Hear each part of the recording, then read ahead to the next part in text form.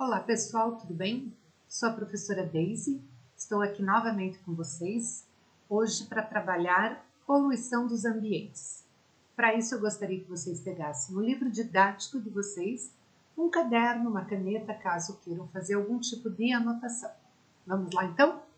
Material em mãos e vamos ao trabalho. Primeira coisa, nós vamos falar de toda a parte de poluição ambiental. Quando se fala em poluição ambiental dos ambientes, no caso aqui a atmosfera mais especificamente, nós vamos falar dos gases poluentes. Esses gases poluentes são aqueles que, em excesso, quando são emitidos de forma exagerada, eles podem sim prejudicar a saúde dos seres vivos e também provocar algumas alterações ambientais. Como a gente já estudou a parte de intensificação do efeito estufa, provocando aí o aquecimento global, que é o que a gente está vivenciando aí há um bom tempo. Relembrando aqui, nós temos os gases que compõem a nossa atmosfera. Quais são esses gases? Nós temos em maior quantidade o gás nitrogênio, aproximadamente 78%. Nós temos o gás oxigênio, aproximadamente 21%. Esse ar significa argônio, é um gás nobre, e não necessariamente o ar, não confundo, não é o ar atmosférico. Ar atmosférico, na realidade, é uma mistura de vários gases.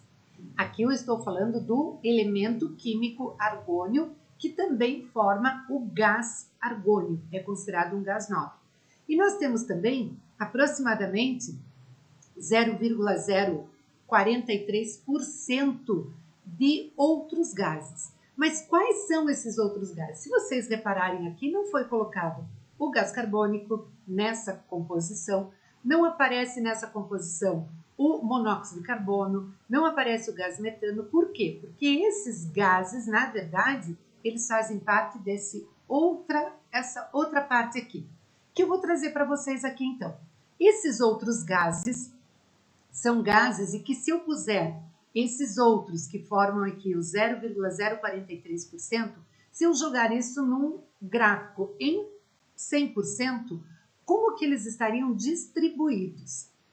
66% aproximadamente gás carbônico, o gás metano 17%, óxidos de nitrogênio 6% e outros gases, e aqui eu vou falar mais especificamente do monóxido de carbono, 11% deles.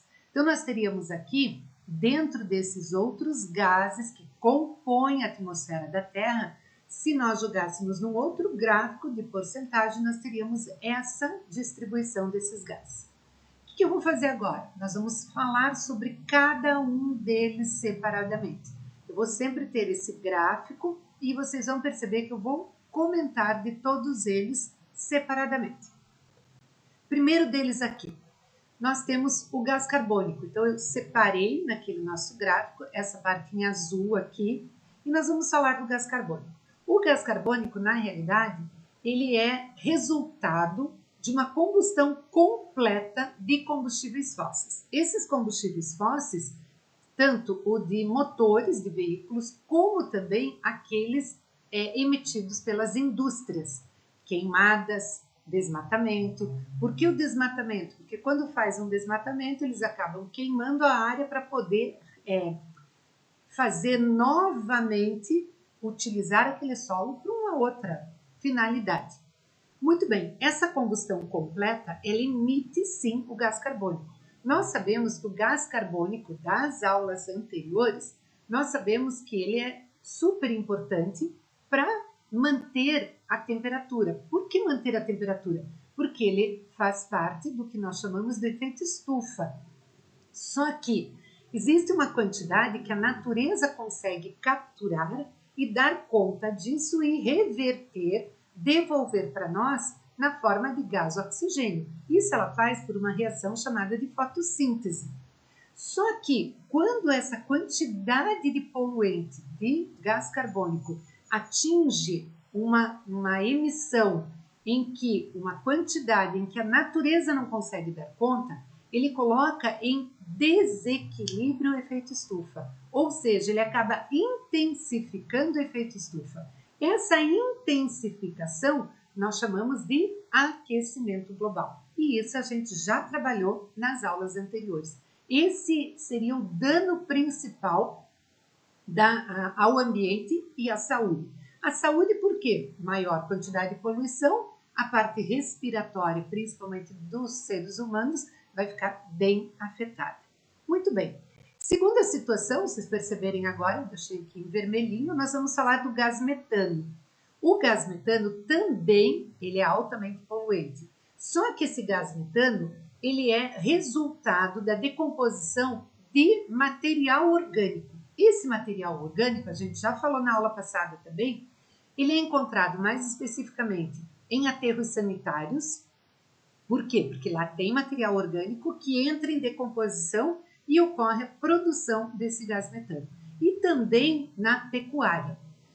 O que pode acontecer? Esse gás metano, se ele for utilizado, se ele for retirado dali e passado na forma de biogás, esse biogás ele pode sim ser utilizado como energia e aí produzir energia elétrica. São Paulo utiliza muito desse aterro sanitário retirar esse gás metano para ser transformado em biogás. Já nas fazendas, algumas fazendas, não são todas, lógico, mas algumas fazendas utilizam o esterco, que é o dejeto ali dos animais. Esse esterco eles utilizam como matéria orgânica, fazem o chamado biodigestor e acabam conseguindo esse biogás, e esse biogás acaba assim alimentando aquela fazenda na parte de energia. Quais os danos ao ambiente e à saúde?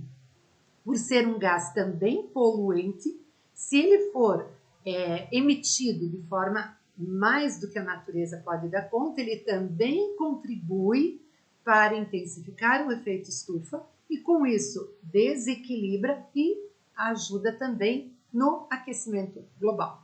Muito bem. Depois disso, nós vamos trabalhar com os óxidos de nitrogênio. Dentro do nosso gráfico ali, 6%. Esses óxidos de nitrogênio, eles são emitidos por motores de veículos, aviões, queimadas e também fertilizantes. Qual é esse dano maior? Esse dano maior ao ambiente é porque essa alta concentração desses óxidos de nitrogênio, eles podem sim prejudicar a parte respiratória. E essa parte respiratória, principalmente quem tem rinite, quem tem asma, quem tem bronquite, acaba sofrendo muito mais com esse poluente, esses derivados aí dos óxidos de nitrogênio.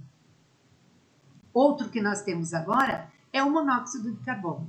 O monóxido de carbono é cerca aí de 11%, que existe dentro daqueles outros gases que nós estamos verificando. O monóxido de carbono, ele é um gás resultado da combustão incompleta. Lembrando que combustão nada mais é do que queima de combustível. Essa combustão incompleta também é resultado da queima de combustíveis fósseis em motores de veículos, indústrias, a parte química principalmente, e nas queimadas. Só que ele também é emitido pela fumaça do cigarro. Por isso que lá em 2011 foi feita uma lei e em 2014 é que realmente essa lei foi colocada em vigor.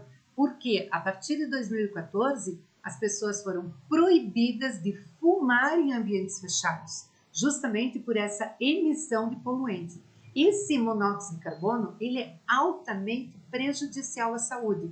Quando ele tem alta concentração, ele pode sim provocar asfixia e inclusive levar à morte.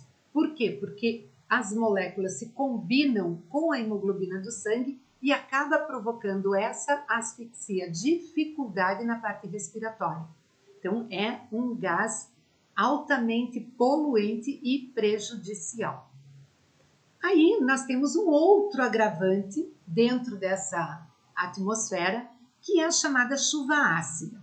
Essa chuva ácida, ela ocorre principalmente em cidades que têm uma quantidade muito grande de indústrias ou que têm uma quantidade muito grande de veículos que estejam ali dentro dessa cidade. Lembrando que toda chuva, naturalmente, ela é ácida. Por quê? Porque nós temos o gás carbônico na atmosfera. Esse gás carbônico, quando ele entra em contato com a água da chuva, ele se transforma no ácido carbônico. Então, a acidez da chuva, natural, a chuva tem uma certa acidez. O que pode intensificar essa acidez na chuva é justamente a emissão de poluentes tóxicos. Esses poluentes, esses gases que nós temos, são os que nós estamos falando aqui. Coloquei aqui uma imagem para vocês. Nós temos lá o ciclo da água, que todos nós conhecemos o ciclo da água, é resultante da vaporização, de oceanos, rios, lagos, também da transpiração. Então, existe ali o ciclo da água. Só que o que acontece? Quando existe um tempo muito grande sem chuva, vai acumulando uma poluição nessa atmosfera. Quando essa chuva cai, e ela tem aqui, vejam, a fábrica emitindo aqui poluentes como óxido de nitrogênio e óxidos de enxofre. Então, esses poluentes acabam ficando aqui na atmosfera. Quando em contato com a água da chuva, eles se transformam no ácido nítrico, que é o HNO3, e o ácido sulfúrico, que é o H2SO4, que são dois ácidos super prejudiciais. O que isso vem a acontecer? O que isso pode acontecer com o ambiente? Que são os danos que podem acontecer. Esses ácidos, eles queimam. Então aqui, se vocês perceberem, ó, eles acabam queimando a vegetação. Essa vegetação, vocês sabem que as plantas, elas precisam dessa clorofila que existe na parte verde das folhas, justamente para realizar o processo ou a reação chamada fotossíntese. Quando ocorre essa queima, ocorre sim uma dificuldade maior da planta realizar a fotossíntese. E isso reduz sim a quantidade de alimentos. Outra coisa que acontece, essa chuva ácida acaba caindo no solo e ela acaba deixando aquele solo muito mais ácido do que o normal. E isso acaba impedindo com que aquelas plantas consigam retirar aquela água que está no solo para que elas possam absorver essa água. Outro detalhe também é no meio aquático. Por quê? Porque os seres aquáticos, eles são muito sensíveis a essa alteração na composição química da água. E essa alteração acaba, assim, prejudicando e até levando à morte de muitos seres aquáticos. Ok? Agora sim, é hora de vocês trabalharem. Na página 39, o exercício número 3. E na página 42, os exercícios 4 e 5.